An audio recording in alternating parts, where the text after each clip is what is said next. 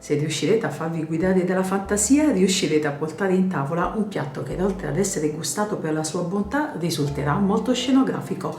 Oggi voglio proporvi la crostata morbida salata, un tripudio di bontà. Comincio mettendo in una ciotola 3 uova medie a temperatura ambiente.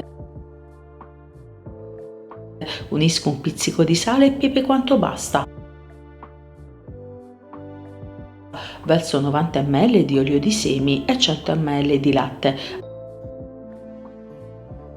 Mescolo brevemente con la frusta a mano, ottengo un composto uniforme.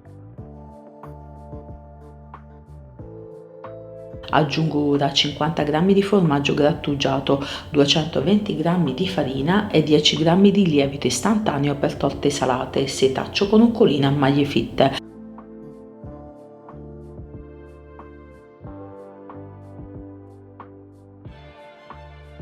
Mescolo per bene questi ingredienti, ottengo un impasto omogeneo e uniforme.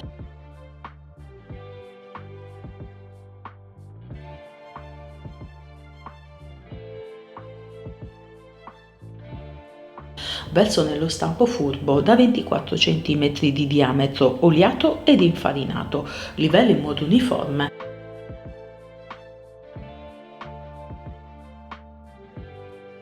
Lascio cuocere in forno già caldo e statico a 180 gradi per circa 20 minuti o fino a quando la superficie risulterà bella dorata. Una volta cotta la crostata morbida, lascio raffreddare per bene, capovolgo sul piatto da portata. Falcisco l'incavo con il formaggio fresco spalmabile tipo Philadelphia.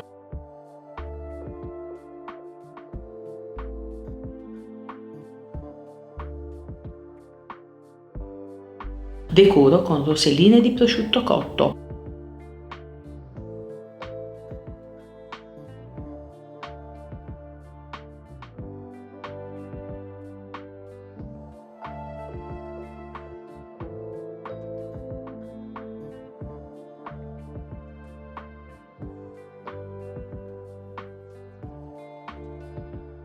Inoltre andrò a farcire con carciofini sott'olio, olive nere denocciolate, pomodorini, mozzarelline e olive verdi. Decoro con rosmarino.